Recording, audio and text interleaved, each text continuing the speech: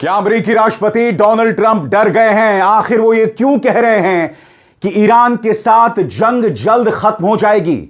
अपने रक्षा मंत्री पीट हेग्सेथ के बयान के बिल्कुल उलट। आखिर इस्राएल की सड़कों पर अफरा तफरी क्यों है?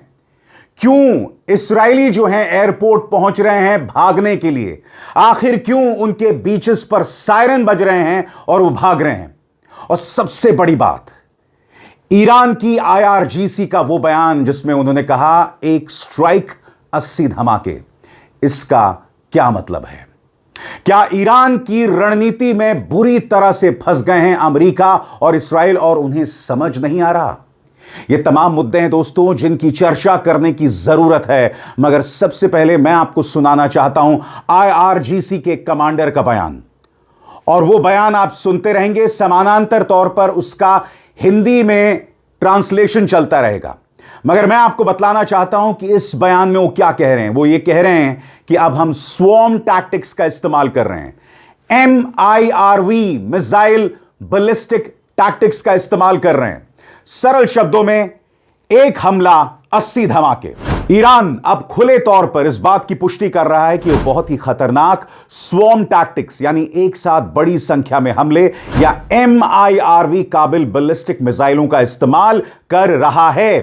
क्या है ये MIRV बैलिस्टिक केपेबल मिसाइल्स? मगर सबसे पहले सुनिए IRGC के कमांडर कह क्या रहे हैं और साथ ही में आप उसका हिंदी में अनुवाद भी देखते रहेंगे। در صدد ایجاد سپر انسانی برای محافظت از نظامیان خودش می باشد. نرخ مدیریت شده حملات نیروهای مسلح ایران با اقدام تهاجمی پله پله و مرحله به مرحله بر هیمنه پوشالی دشمن فرود می آید و هر شلیک برابر است با 80 اصابت در نقاط مختلف. پایگاه‌های آمریکا در منطقه و سرزمین‌های اشغالی هر روز شاهد اصابت موشک‌ها و پهپادهای ایران هستند و هر ساعت و هر دقیقه که اراده نیروهای مسلح ما بر آن باشد تسلیحاتمان روانه آن اهداف خواهند شد و من نصر الا من عند الله العزیز الحکیم। दोस्तों, IRGC के इस कमांडर ने भी कहा है कि हम इस्राएल और अमेरिका के साथ 10 साल तक जंग लड़ने को तैयार हैं। 10 साल का जिक्र किया जा रहा है और दूसरी तरफ ट्रंप इस जंग से बाहर निकलना चाहते हैं। यह फर्क साफ तौर पर दिखाई दे रहा है दोनों पक्षों में। मुद्दा यह नहीं है कि इस वक्त ईरान की सड़कों पर इस्राएल और अमेरिकी मिसाइल कहर बरपा रहे हैं। वहां पे स्कूली बच्चों पर हमला किया जा रहा है, अस्पतालों पर हमला किया जा रहा है, स्टेडियम्स पर हमला किया जा रहा है। ईरान में जो तबाही मची है हम सब देख रहे हैं, मगर बावजूद इसके ट्रंप और नेतन्याहू इस जंग से बाहर निकलना चाहते हैं फेस सेविंग जेस्चर्स के जरिए। इससे पहले कि मैं आपको बतलाऊं कि इस्राएल में क्या अफरा तफरी है और इससे पहले कि मैं आपको बतलाऊं कि नए सुप्रीम लीडर मुश्तबा खामेनी के पक्ष में देखिए सड़कों पर क्या हुजूम है, मैं आपको बतलाने वाला हूं कि जिस MIRV केपेबल मिसाइल्स का जिक्र किया जा रहा है IRGC के कमांडर की तरफ से, उसके क्या मायने हैं, गौर फरमाइए। MIRV काबिल बैलिस्टिक मिसाइल वो मिसाइल होती है जिसमें कई अलग अलग टारगेट पर हमला करने वाले कई वॉरहेड यानी बॉम्ब लगे होते हैं। यानी एक ही मिसाइल में कई स्वतंत्र री एंट्री व्हीकल MIRVs होते हैं और हर वॉरहेड को अलग अलग लक्ष्य पर भेजा जाता है। मिसाइल लॉन्च होने के बाद अंतरिक्ष में पहुंचकर ये वॉरहेड अलग अलग हो जाते हैं और फिर हर एक जगह अपने अलग रास्ते से अपने टारगेट की तरफ जाते हैं। इसका फायदा यह होता है कि एक ही मिसाइल से कई दूर दूर के ठिकानों पर हमला किया जा सकता है और मिसाइल डिफेंस सिस्टम के लिए इसे रोकना बहुत मुश्किल होता है। यही वजह है दोस्तों कि इस्राएली डोम पूरी तरह से नाकाम हो रहा है, उनका एरोहेड पूरी तरह से नाकाम साबित हो रहा है और उसके प्रमाण आपके सामने। सबसे पहले मैं आपको बेन गुएरिन एयरपोर्ट के अंदर जो अफरा तफरी मची हुई है उसका नज़ारा दिखाना चाहता हूं। जैसे कि आप जानते हैं, इसी मंच पर मैंने आपको बताया था कि इस्राएल की जो ऑक्यूपाइड टेरिटरीज हैं, ईरान ने वहां मिसाइल से हमले शुरू कर दिए थे। वो तमाम तस्वीरें आपके सामने मैंने आपको दिखाई थी। अब मैं आपको एक वीडियो दिखाना चाहता हूं, देखिए बेन गुएरिन एयरपोर्ट में किस तरह की अफरा तफरी मची हुई है। इजरायली नाराज हैं, वो बाहर भागना चाहते हैं। हालात क्या हैं साहब, आप खुद देखिए।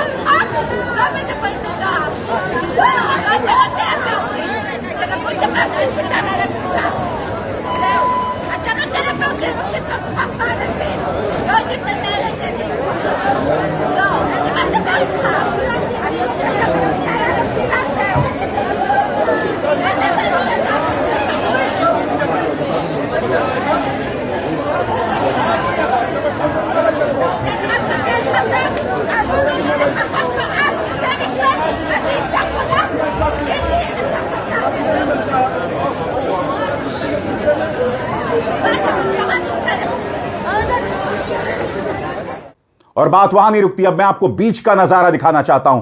बीच में देखिए किस तरह की अफरा तफरी मची हुई है। सायरन बजते हैं और लोग भागना शुरू कर देते हैं। देखा जाए।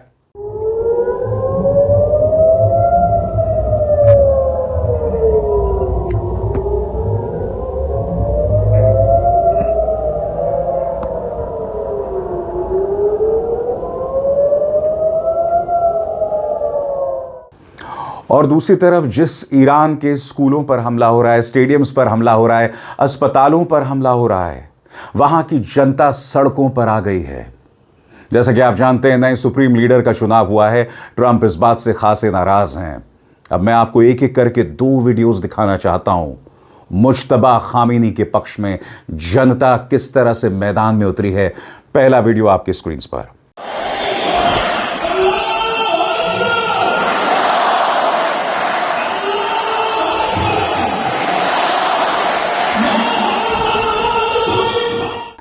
जनता धार्मिक नारे लगा रही है अपने नए सुप्रीम लीडर के पक्ष में।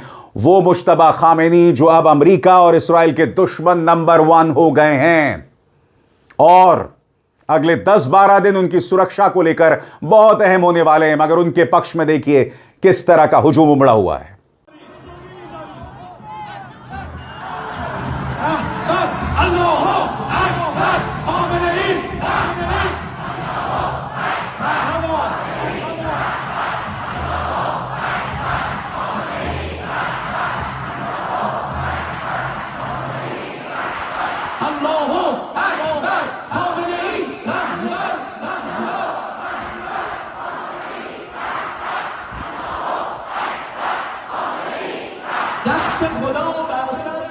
और आगे बढ़ने से पहले एक जरूरी संदेश। मेरे कार्यक्रमों के लिए आप नोटिफिकेशन का इंतजार मत कीजिए। मेरे चैनल में जाइए और खुद जाकर कार्यक्रम देखिए और रहिए अपडेटेड। और दूसरी तरफ अगर ईरान की बात करें दोस्तों, तो ऑपरेशन ट्रू प्रॉमिस के तहत वो लगातार मिसाइल्स लॉन्च कर रहा है। ये देखिए दोस्तों, जैसे कि नए सुप्रीम लीडर का चुनाव होता है, उसके बाद ईरान तुरंत ये मिसाइल लॉन्च करता है उनके सम्मान में। आपकी स्क्रीन पर वो लम्हा जब वो मिसाइल लॉन्च किया गया। और IRGC उसके बारे में क्या कह रहा है, गौर फरमाइए। ऑपरेशन ट्रू प्रॉमिस की 31वीं लहर को ताकत के साथ अमेरिकी ज़ायनिस्ट ठिकानों के खिलाफ अंजाम दिया गया। इसमें सुपर हैवी मिसाइलों का इस्तेमाल किया गया। यह कार्रवाई ईरानी सशस्त्र बलों के supreme commander Ayatollah Sayyid Mojtaba Khamenei को समर्थित थी और इसे लब्बैक या खामेनी, यानी हम आपकी सेवा में हाजिर हैं खामेनी कोड नाम के तहत लॉन्च किया गया। और बात वहां नहीं रुकती। हिजबुल्लाह ने भी लेबनान से अपनी कार्रवाई तेज कर दी है। दोस्तों आपकी स्क्रीन पर अल जजीरा की इस खबर पर गौर फरमाएं। यहां पर अल जजीरा कह रहा है, Israeli media reports rockets fired from Lebanon have fallen in several areas in central Israel. Al Jazeera's Noor Odeh reports from Ramallah, the occupied West Bank. यहां पर 2 मिनट की रिपोर्ट है अल जजीरा की, जिसमें इस बात का जिक्र किया जा रहा है कि सेंट्रल इजराइल पर हिजबुल्लाह हमला कर रहा है।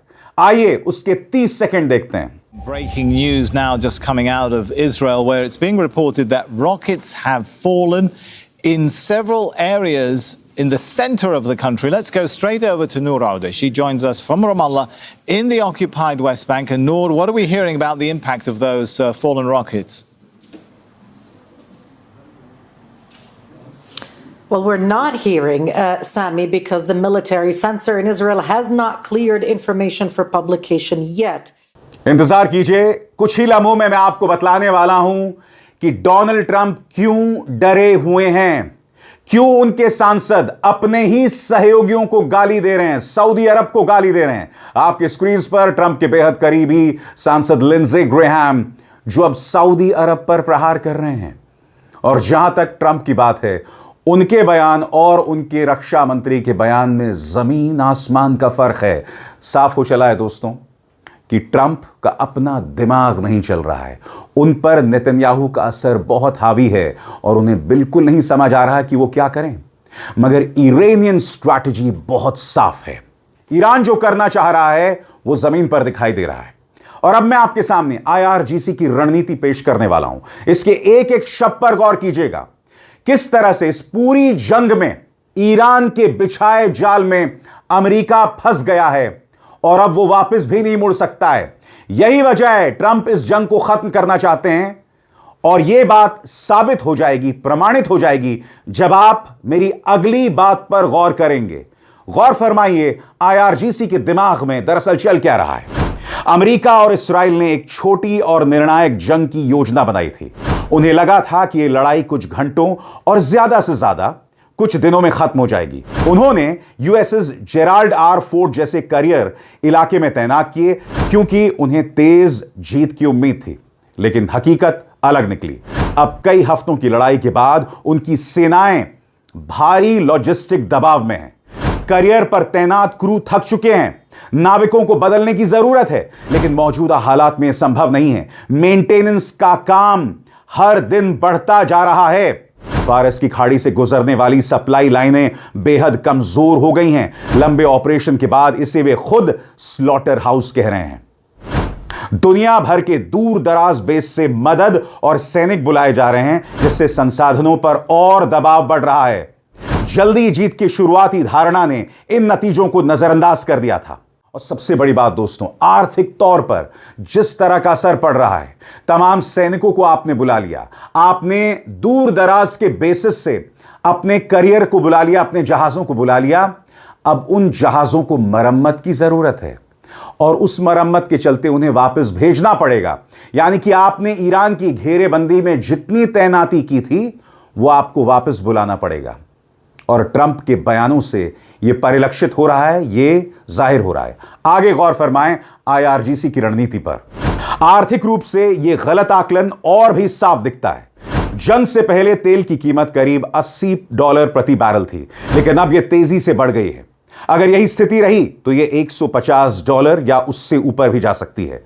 वैश्विक बाजार इस संभावना से कांप रहे हैं। सवाल है कि क्या राष्ट्रपति ट्रंप इस युद्ध को जारी रख पाएंगे जब इसका आर्थिक दर्द अमेरिकी घरों तक पहुंचेगा। रणनीतिक तौर पर उन्होंने सीमित और तेज हमलों की योजना बनाई थी, मारो और निकल जाओ। लेकिन दुश्मन के पानी में लंबी लड़ाई सब कुछ बदल देती है। लंबी सप्लाई चेन धीरे धीरे नुकसान को बढ़ाती है। ईरान ने धैर्य और व्यवस्थित तरीका अपनाया। समय के साथ उन्हें थकाओ और उनकी अपनी गति को उनके खिलाफ मोड़ दो। अब अमेरिका और इस्राइल खुद उसी दलदल में फंस गए हैं जिसे वे दूसरों पर थोपना चाहते थे।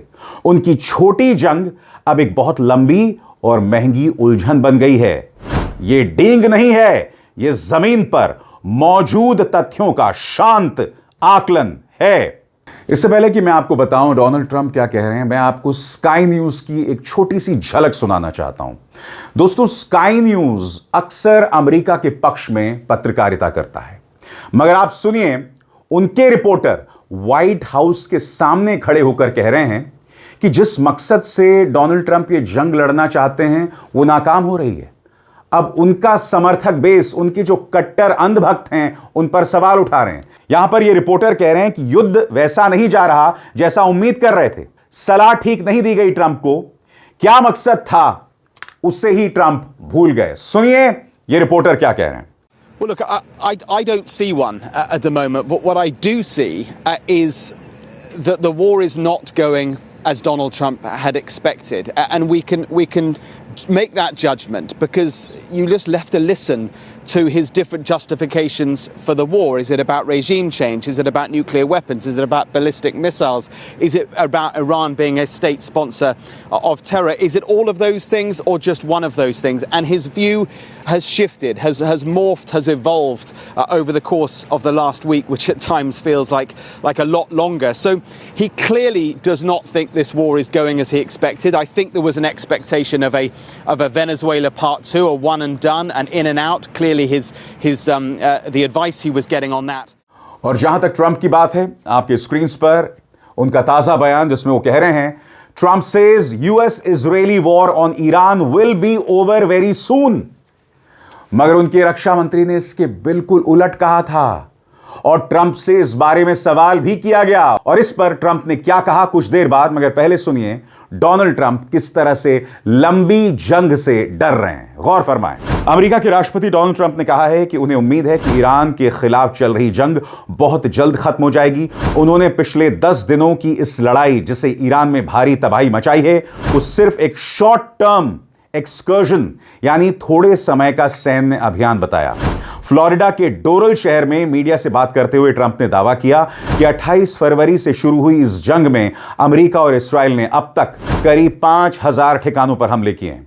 उन्होंने कहा कि यह युद्ध 28 फरवरी को शुरू हुआ था जब ईरान के supreme leader Ayatollah Ali Khamenei की मौत हो गई थी। ट्रंप ने यह बात उस समय कही जब ईरान के कट्टरपंथी नेताओं ने नए सुप्रीम लीडर मुश्तबा खामेनी, जो पूर्व सुप्रीम लीडर के बेटे हैं, के प्रति अपनी वफादारी का प्रदर्शन किया। रविवार को उनकी नियुक्ति की पुष्टि हुई ठीक उसी समय जब अमेरिका और इस्राएल ईरान के परमाणु ठिकानों, नागरिक इलाकों और अहम इंफ्रास्ट्रक्चर जैसे तेल रिफाइनरी और पानी को मीठा बनाने वाले प्लांट पर हमला कर रहे थे। हालांकि ट्रंप ने संकेत दिया कि लड़ाई जल्द खत्म हो सकती है, लेकिन उन्होंने ईरान को बड़ी चेतावनी भी दी। उन्होंने कहा कि अगर ईरान हॉर्मूज खाड़ी में जहाजों की आवाजाही रोकता रहा तो अमेरिका उस पर और बड़ा हमला कर सकता है। आप भी जानते हैं दोस्तों, गीदड़ भपकियां क्या होती हैं, मगर जैसे मैंने बताया उनकी रक्षा मंत्री क्या कह रहे हैं, वो क्या कह रहे हैं, दोनों में जमीन आसमान का फर्क है। और पत्रकारों ने इस मुद्दे पर भी ट्रंप से सवाल किया था। सुनिए ट्रंप क्या कह रहे हैं। Mr. President, you've said the war is, quote, very complete, but your defense secretary says this is just the beginning. So which is it, and how long should Americans be prepared Well, I think for you could this war say to it last both. for? It's the beginning. It's the beginning of building a new country, but they have no Navy, they have no Air Force, they have no anti-aircraft equipment. It's all been blown up. They have no radar, they have no telecommunications, and they have no leadership. It's all gone. So, you could look at that statement. We could call it a tremendous success right now as we leave here. I could call it, or we could go further, and we're going to go further. दोस्तों, इससे पहले कि मैं आपको बताऊं कि Trump के सांसद किस तरह से सहयोगी देशों को गाली दे रहे हैं, मैं आपका ध्यान खींचना चाहता हूं ईरान के विदेश मंत्री सैयद अब्बास अराक्ची के इस बयान की तरफ। वो जिक्र कर रहे हैं कि सेंटकॉम ने इस बात को स्वीकार किया है कि वो ईरान के पड़ोसी देशों की जमीन का इस्तेमाल कर रहे हैं उन पर हमला करने के लिए। अब यहां पर अब्बास अराक्ची कह रहे हैं कि इस बात से पुष्टि हो जाती है कि हमारे पड़ोसी देशों की जमीन का इस्तेमाल किया जा रहा है ईरान पर हमला करने के लिए। अब बाद में हम पर दोष मत लगाना अगर हम इन देशों पर हमले करें। तो अब्बास अराक्ची ने साफ तौर पर कह दिया है, क्योंकि सेंटकॉम ने बाकायदा सबूत पेश किया जिसमें वो पड़ोसी देशों से हमला कर रहे थे। वो पड़ोसी देश जिन्हें अमेरिका अब गाली भी दे रहा है। लिंडसे ग्रेहम क्या कह रहे हैं, गौर फरमाएं साहब। रियाद में अमेरिकी दूतावास को खाली कराया जा रहा है क्योंकि ईरान लगातार सऊदी अरब पर हमले कर रहा है। मेरी समझ यह है कि सऊदी अरब अपनी ताकतवर सेना का इस्तेमाल करने से इनकार कर रहा है, जबकि मकसद उस ईरानी शासन को खत्म करना है जिसे वो बर्बर और आतंक फैलाने वाला बताता है, जिसने इलाके को अस्थिर किया और 7 अमेरिकियों की जान ली। सवाल यह है, अमेरिका किसी ऐसे देश के साथ रक्षा समझौता क्यों करे जो आपसी हित की इस लड़ाई में शामिल होने को तैयार ही नहीं है। अमेरिकी मर रहे हैं और अमेरिका अरबों डॉलर खर्च रहा है ताकि उस ईरानी शासन को हटाया जा सके जो पूरे इलाके के लिए खतरा है। दूसरी तरफ सऊदी अरब सिर्फ बयान दे रहा है और पीछे से कुछ सीमित मदद कर रहा है, लेकिन सीधे सैन्य कार्रवाई में शामिल होने से बच रहा है। यानी कि अब जो मोर्चा है उसी में लड़ाई शुरू हो गई है। याद कीजिएगा, डोनाल्ड ट्रंप इस्राइल से भी नाराज थे। क्यों? क्योंकि इस्राइल ईरान के तेल ठिकानों पर हमला कर रहा था और इसी मंच पर मैंने वो कयामती नजारे, वो प्रलयंकारी नजारे आपको दिखाए थे। जी हां, इस तरह से ईरान के खिलाफ मोर्चा बड़ा है, सुपर पावर्स हैं, परमाणु शक्ति संपन्न राष्ट्र हैं, मगर वो आपस में लड़ रहे हैं। ट्रंप के अंदर विरोधाभास साफ तौर पर दिखाई दे रहे हैं। इस मंच पर मैंने आपको बार बार कहा कि ईरान में ज्यादा लोग मारे जा रहे हैं। और क्यों? क्योंकि एक हमला होता है, रिहायशी इलाकों पर हमला होता है, वहां पर बेकसूरों पर हमले हो रहे हैं। एक हमले में 40 लोग मारे जाते हैं, 150 छोटी छोटी बच्चियां मारी जाती हैं। ईरान को यकीनन जबरदस्त नुकसान हो रहा है जानमाल के जरिए, मगर बावजूद इसके वो पीछे नहीं हट रहा है। उसके नेता कह रहे हैं कि हम 10 सालों की जंग के लिए तैयार हैं। सबसे बड़ी बात, CNN को दिए गए इस इंटरव्यू में ईरान के एक बड़े नेता ने कहा कि समझौते का कोई सवाल ही नहीं पैदा होता, झुकने का कोई सवाल ही नहीं पैदा होता। अब आप मुझे बताइए दोस्तों, एक तरफ ट्रंप कह रहे हैं कि जंग जल्द खत्म हो जाएगी, उन पर दबाव है। ट्रंप साफ तौर पर एक आर्थिक नुकसान देख रहे हैं, दुनिया भर को इसका नुकसान हो रहा है। और दूसरी तरफ ईरान कह रहा है कि हम नहीं झुकेंगे। ईरान यह भी कह रहा है कि हम 10 साल के लिए इस जंग को जारी रखने को तैयार हैं। अब आप मुझे बताइए, आप इस ईरान का कैसे मुकाबला करेंगे? माना कि आप वहां की औरतों बच्चों पर हमला कर रहे हैं, वहां के स्कूल्स, वहां के अस्पतालों पर हमला कर रहे हैं, और इससे पता चलता है इस्राइल की क्रूर सोच के बारे में। मगर जब ईरान के नेता यह कह रहे हो कि हम 10 साल के लिए तैयार हैं, तो आप ऐसी ताकत को हरा नहीं सकते हैं।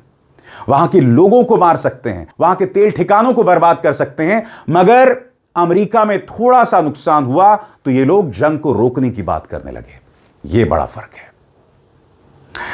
बहरहाल, इस मंच पर जंग से जुड़ी तमाम जानकारी मैं आप तक पहुंचाता रहूंगा, यह मेरा वादा है। अभिसार शर्मा को दीजिए इजाजत। नमस्कार।